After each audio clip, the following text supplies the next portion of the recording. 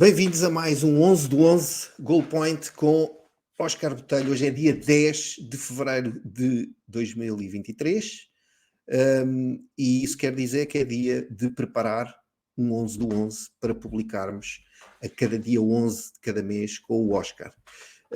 Eu não o vou fazer esperar muito mais tempo, porque ele está aqui na sala de espera e isto não é o dentista, mas antes de o chamar tenho que usar aqui o grafismo espetacular, porque é hora do Óscar. Vamos lá, vamos chamá-lo. Óscar, bem-vindo. Olá, Pedro. Como é que é? Tiveste saudades minhas? Eu tenho sempre alguém que tenha. Alguém que tenha. E andas-te a esquivar a pagar o jantar. É verdade, pá, ainda está um jantar bom, em dívida. É bom que quem nos vê e quem nos ouve saiba da realidade. Não, e saiba porquê, porque há pessoas que nos vão ver pela primeira vez e não sabem porquê. Eu e o Óscar fizemos um duelo de apostas durante todo o Mundial do Qatar, o melhor Mundial das nossas vidas.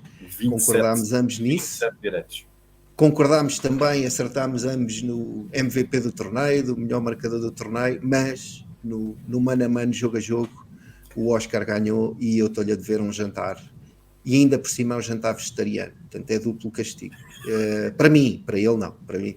Mas vamos fazer, e o que quer dizer que, algures no 11 do 11 mais à frente, teremos pelo menos uma foto a documentar esse acontecimento gastronómico. Muito bem, Óscar, olha, o desafio deste mês, definido por ti, não, por acaso tu perguntaste e eu dei-te a sugestão. Eu passei a bola e recebi no peito. O primeiro 11 do 11 que fizemos em vídeo foi sobre o Mundial. As pessoas podem encontrar no nosso canal de YouTube esse vídeo publicado o mês passado. Este mês vamos olhar para a Liga B-Win, até porque terminou a primeira volta, há 2 jornadas. Portanto, ainda está muito quentinho esse balanço que nós próprios também fizemos.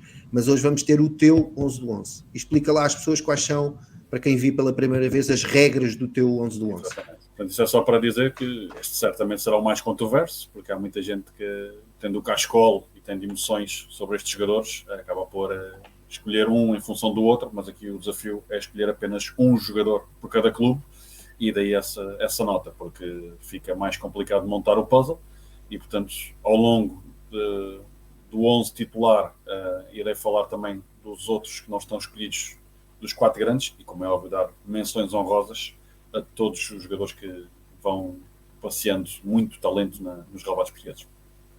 Muito bem, olha, então vamos já puxar aqui dos bonecos que tu sabes que eu preparo sempre com todo o carinho para ti. Que estilo, o estilo do Mister, isto não é para todos. E vamos lá então começar primeiro por resumir um bocadinho o que tu já explicaste. Portanto, escolhes um jogador de cada clube. Aqui estamos a falar só de desempenho até à 19ª jornada, portanto fomos um bocadinho mais à frente da primeira volta, também porque estamos a fazer hoje nesta data e fazia sentido ter isso em conta. Depois tu escolhes os jogadores sem qualquer influência de ratings ou estatísticas goal point. Nós juntamos os ratings e em alguns casos isso motiva algum destaque ou alguma explicação engraçada neste debate ou conciliação entre a opinião de um especialista como tu e o que aqui os nerds apuram em termos de Excel. Então vamos lá, sem mais demoras, hoje jogamos num 4-4-2. Exatamente, ou 4-2-4 se preferirem. Ou 4-2-4, no Mundial jogámos no 4-3-3. E começamos pelo dono das balizas, e tu escolheste o Luís Júnior. Sim, falou-se muito dele na janela de verão, da possibilidade de ir para o Foco do Porto, e aqui confesso que era das posições mais complicadas, porque isto também fica também o desafio para quem quiser construir o seu próprio 11, é começar por trás ou começar lá à frente, porque depois acaba por ficar um pouco mais limitativo. Acabei por escolher o Luís Júnior, porque confesso, se fechar os olhos, não lembro-me de grandes defesas do Luís Júnior. Acho que houve aí jogos em que ele claramente deu pontos. Costuma ser que o guarda-redes não ganha jogos, e que os brasileiros tomavam dizer, uma expressão muito engraçada, que a posição é tão mal que nem a relva lá cresce. Hoje em dia os relvados não são assim tão maus.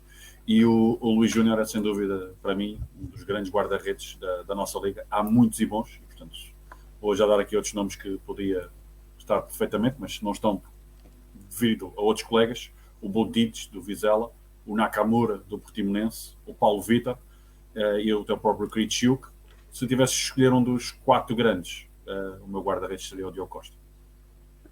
Muito bem, pois eu vou-te já complementar aqui. Alguns nomes que tu disseste foram nossa escolha nos 33 melhores da primeira volta.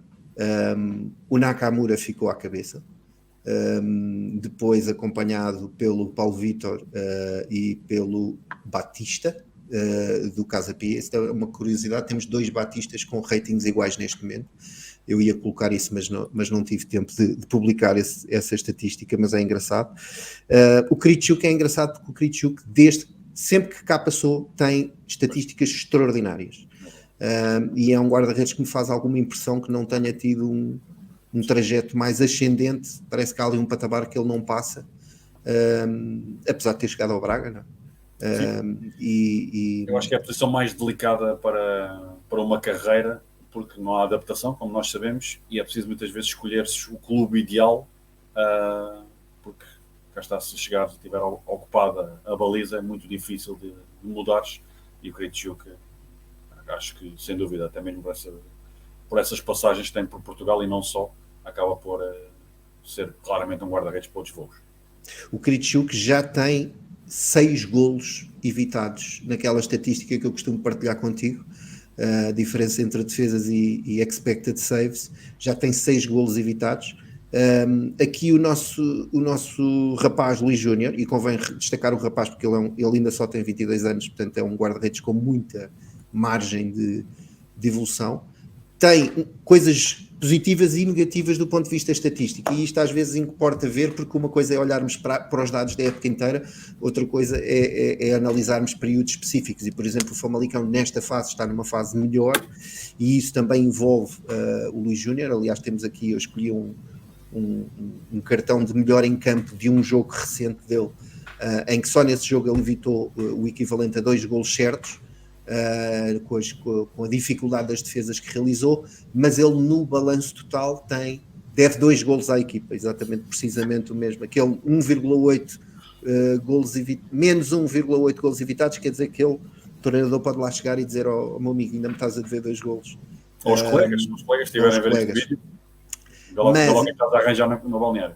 Mas o que isto quer dizer é que ele tem evoluído imenso, não evoluído em termos de qualidade, porque isso já tinha, mas neste desempenho específico, e a verdade é que já leva 3 eleições como MVP nos nossos ratings, e já marcou 2 presenças na equipa da semana. Portanto, não está a melhorar, está a voltar ao nível que já mostrou em épocas anteriores, e que o fizeram inclusive a ser um jogador apontado a outros voos, nomeadamente ao Futebol Clube do Porto, salvo erro. Muito bem. Temos agora o primeiro central que o acompanha, o João Basso do Arouca.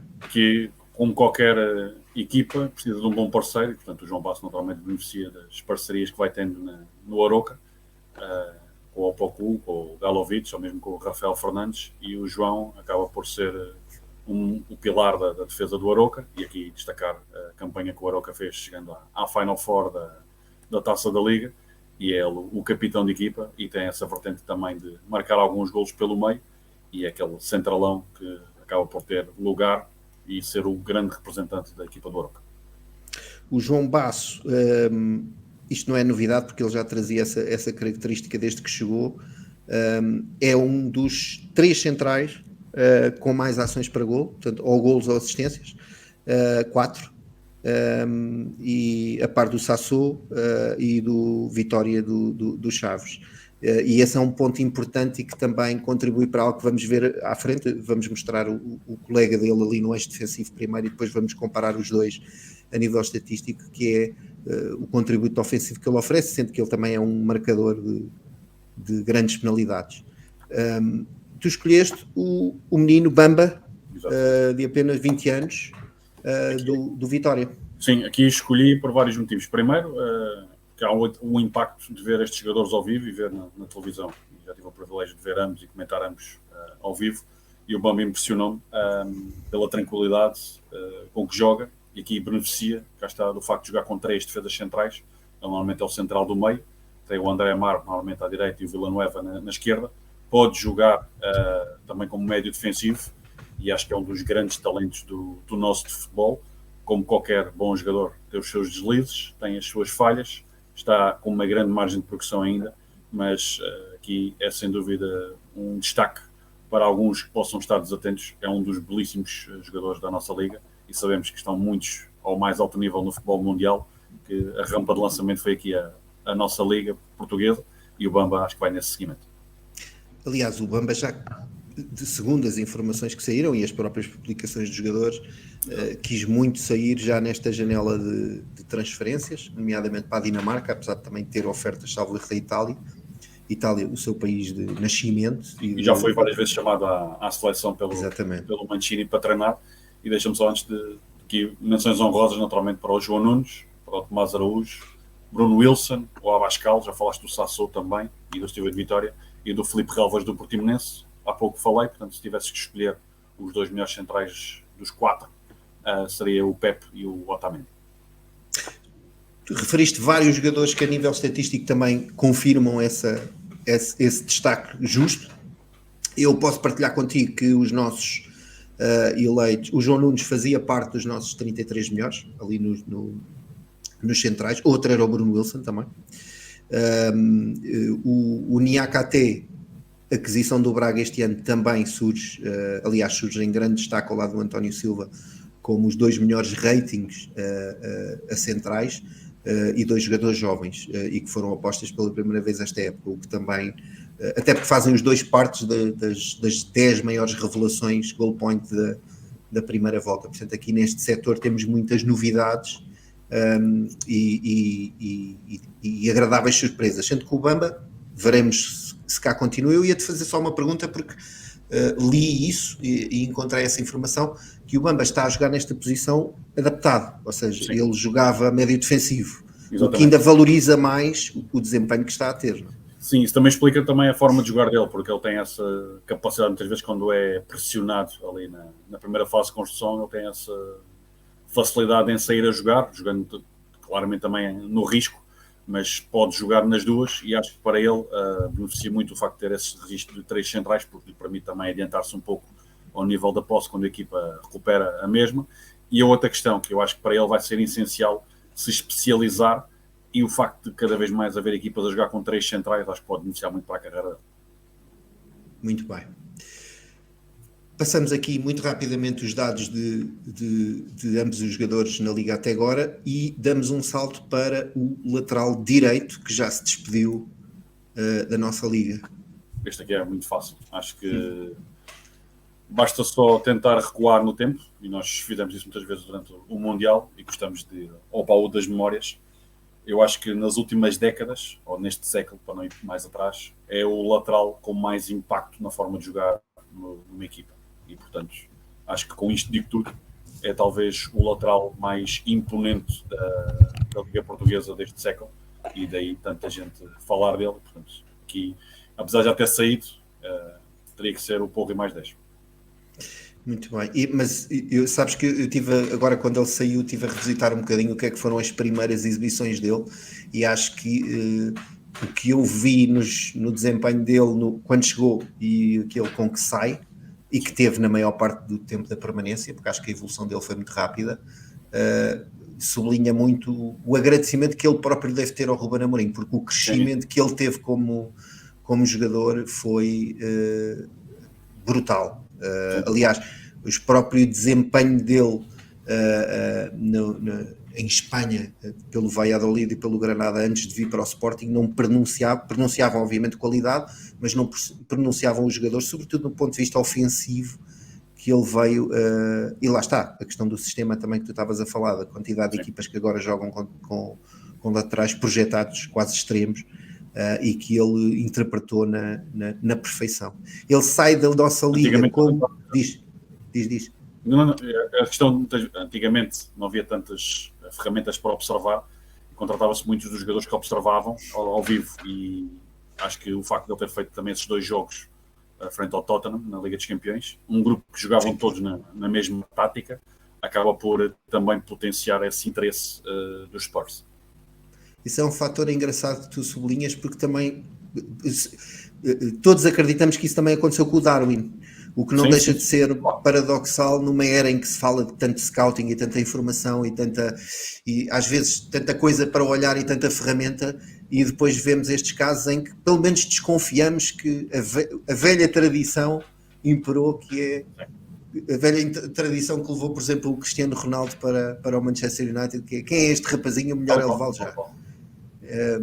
Só para fechar aqui, o Porro já se foi embora há uns dias, mas continua como líder de assistências da Liga, a par do Grimaldo, outro lateral, que também se pode despedir, veremos, esta temporada, e que eu colocaria a par do destaque que tu fizeste como o outro grande lateral, ou o outro grande lateral que mais marcou a Liga nos últimos anos. E vamos então descobrir, à falta de Grimaldo, que não foi a tua escolha, já estou a fazer um spoiler, mas escolheste aqui o Lelo do Casa Pia, um bom exemplo de um jogador já chamado ao sub-21. Sim, de que maneira, na nossa liga. Aqui cá está outro que joga também num sistema de 3 centrais e que muita falta tem feito a uma época histórica dos Gansos, tem estado ausente devido à lesão. Deixa-me só dar as menções honrosas ali na lateral direita para um colega dele, Lucas Soares, e também para o Tomás Silva.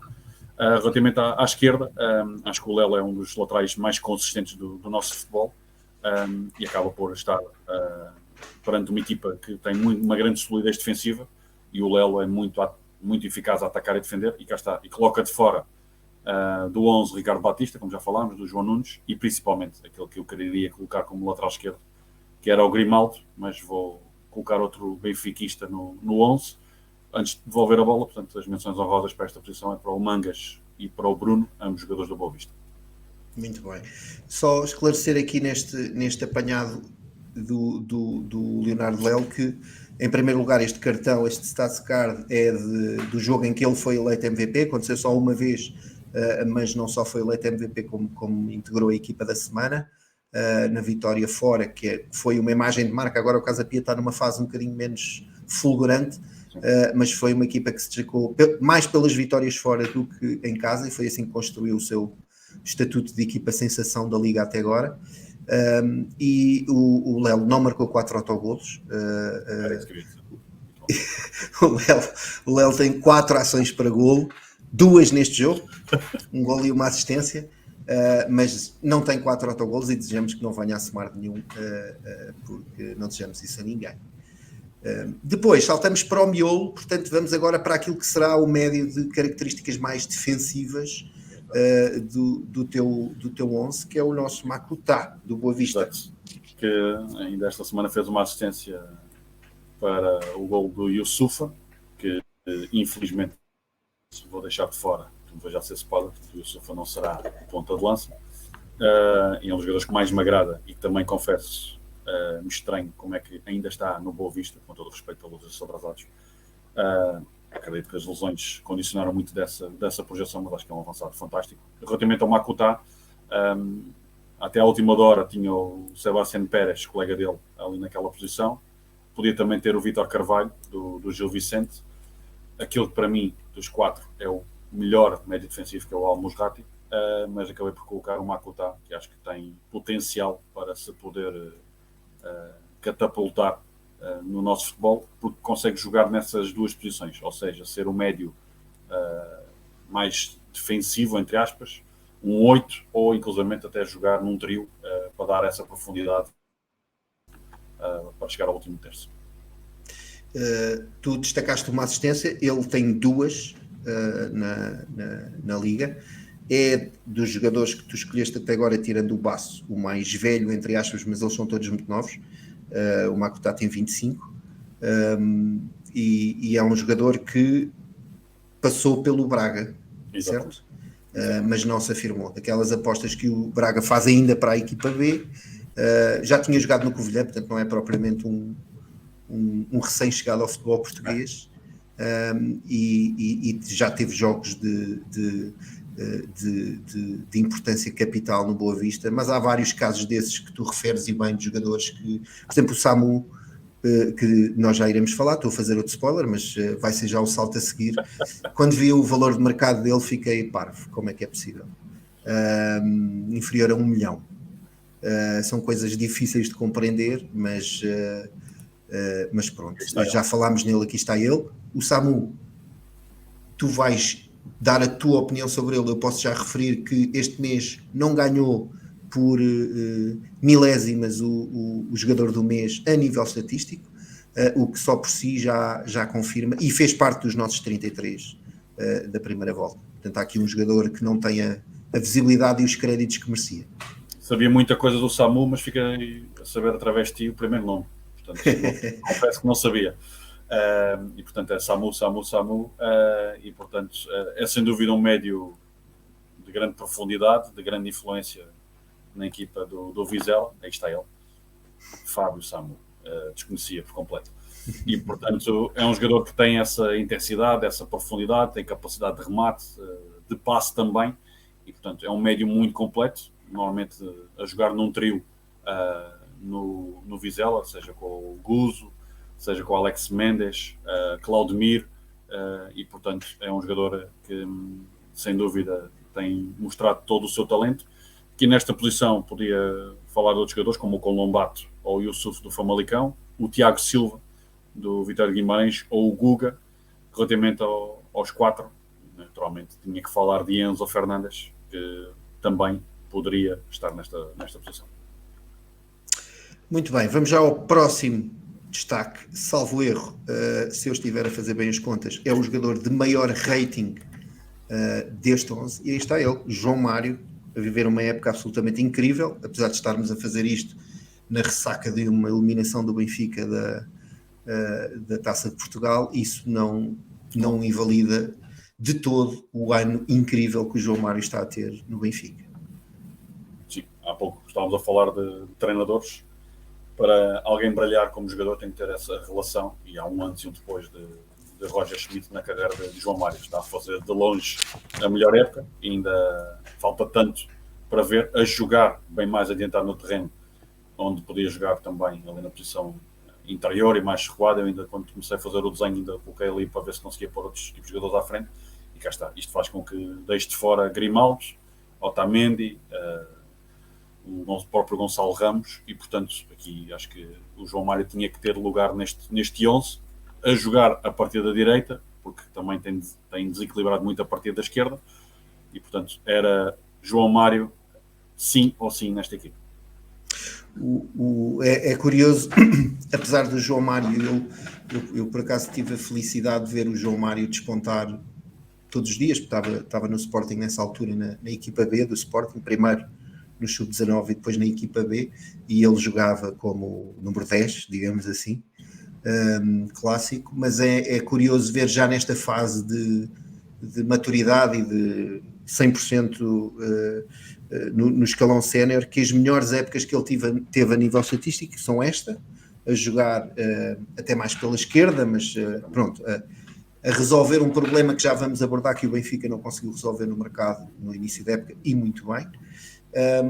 E a outra melhor época que ele teve foi com Jorge Jesus, exatamente pelo corredor da direita, mas um corredor sempre muito enganador, por isso que tu dizes, que é o jogador aparece ali no esquema inicial das equipas, mas depois é um jogador que tem uma liberdade e que tem uma tendência para movimentos interiores que partem tudo, entre aspas, que o torna muito especial. E são as duas melhores épocas dele, mais bem conseguidas, olhando para todos os ratings que nós temos do passado do João Mário, que não deixa de ser interessante.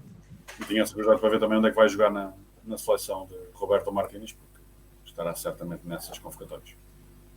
Muito bem. E depois, no lado oposto, temos o Ricardo Horta, que eu desta vez já me aguentei no spoiler, mas é o tal problema que o Benfica não conseguiu resolver, e que resolve agora muito bem com o João Mário, mas que... E com o Gonçalo Guedes. Está a ter uma época fantástica. Sim, aqui é o representante do Braga, portanto, quando já fomos falando ao longo desta escolha, havia aqui vários candidatos, mas aqui escolho o capitão, o jogador que vem de fora para dentro. Há pouco estávamos a falar disso, ou seja, ele parte como extremo, mas o seu heatmap é claramente de corredor central, de desequilibrador, podia escolher outro tipo de jogador para esta posição, mas acho que o Ricardo é daqueles que é sempre fiel e muito fiável para ter neste tipo de equipas. Muito bem. Eu coloquei aqui lado a lado os dois jogadores exatamente pelas questões que estivemos a destacar, e acho este o slide mais espetacular dos que preparámos, não só pelas proximidades de desempenho dos dois jogadores, seja na participação na criação de remates, seja na cadência com que rematam à baliza, que isso talvez surpreenda um pouco, embora neste momento o João Mário está feito um goleador, não nos surpreendemos que ele remate muito à baliza, mas se calhar esperávamos que o Ricardo Horta fosse o que o fizesse mais, e por oposição esperávamos que calhar João Mário fosse aquele que municiasse mais os colegas para situações de remate, e acontece, apesar de serem sempre registros muito próximos, acontece que é o Ricardo Horta que o faz mais.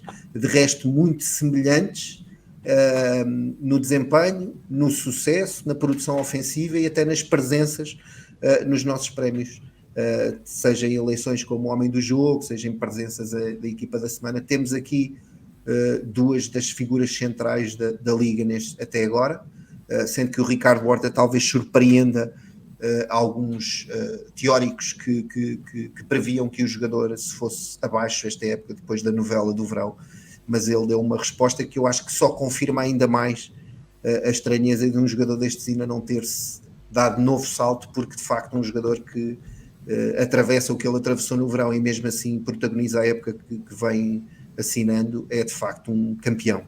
Sim, e vai marcando golo após golo, fazendo história nos bracarenses, e deixa-me só dar as menções honrosas ao Galeno. Podia também falar de muitos e bons extremos cá no nosso campeonato: Tiago Gouveia do Estoril, o Gabriel Batista também do Santa Clara, o próprio Yuri Medeiros, que também está a fazer uma belíssima época, e portanto aqui era difícil a escolha nesta posição. Muito bem. Já estou a fazer aqui um disparate, mas vou esconder. Calma. Isto aqui foi um percalço. Vamos passar para os homens da frente. O primeiro, Navarro, um caso interessantíssimo, já vamos perceber porquê, mas vou-te deixar primeiro falar sobre os méritos inegáveis do jogador.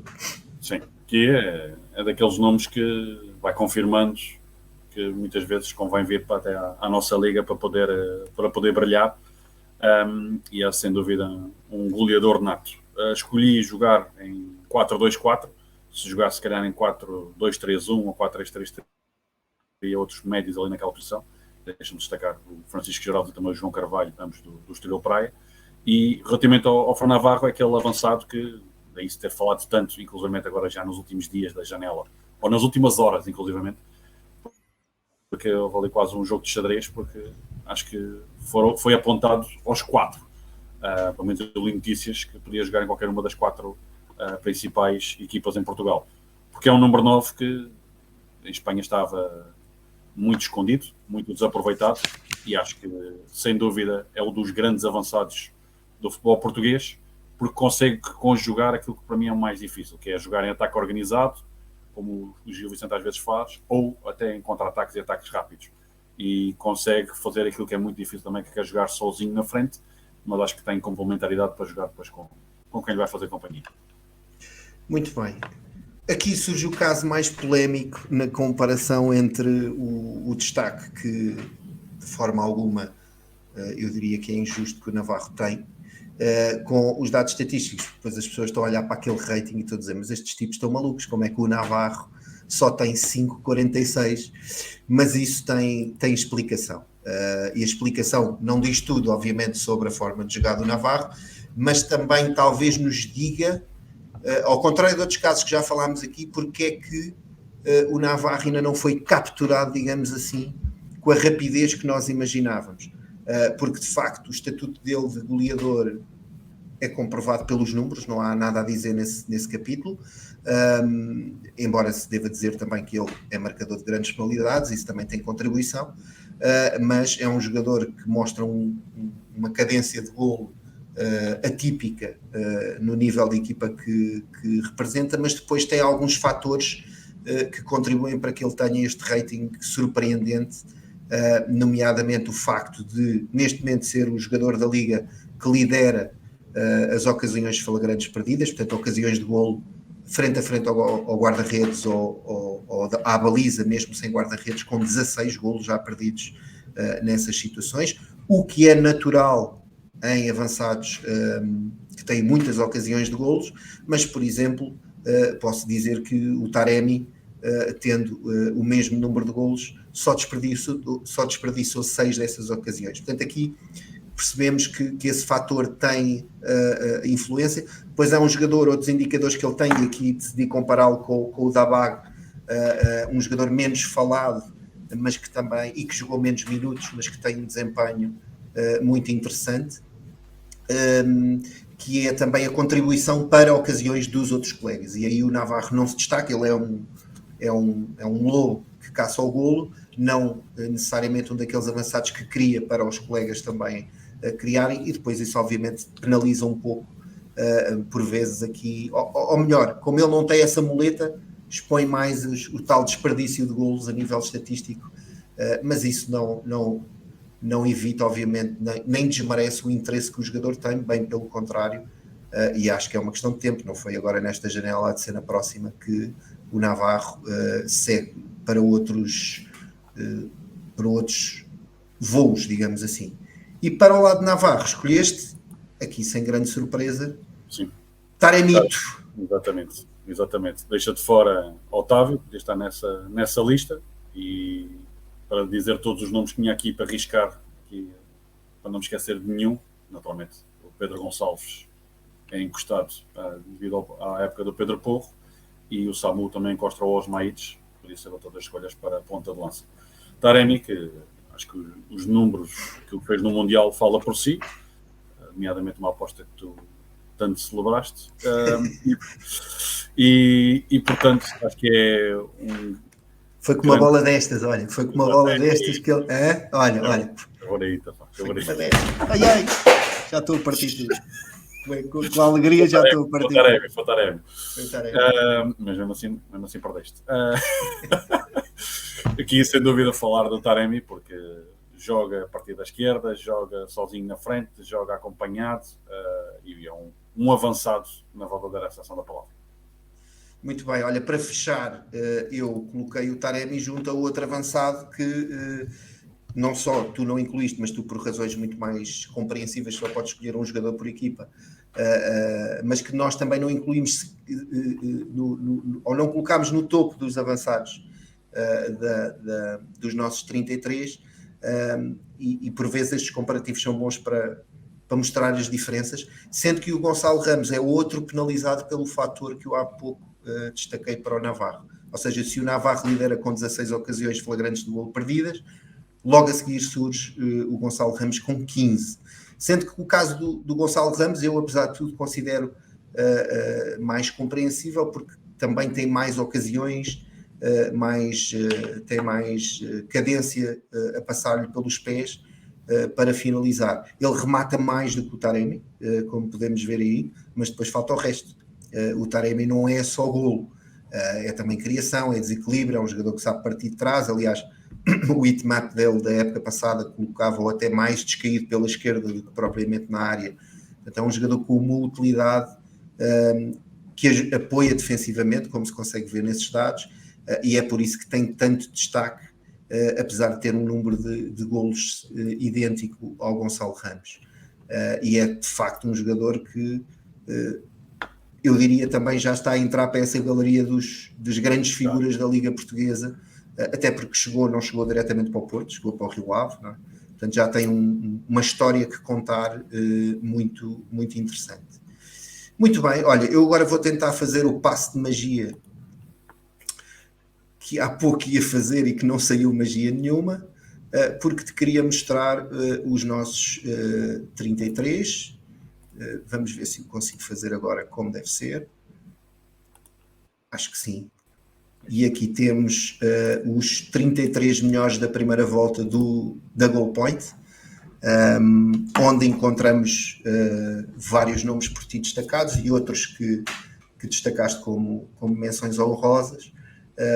Tu deixaste parte do Otávio, e isso foi fantástico, porque quem segue o Goal Point já está farto de ouvir falar no Otávio, nós elegemos o Otávio o melhor jogador da primeira volta, exigimos agora o melhor jogador deste mês, e isso gera grandes paixões, até porque as pessoas estavam à espera que o Enzo ficasse à frente, mas aqui temos, esta é a fotografia puramente estatística dos melhores da primeira volta para a Goal Point.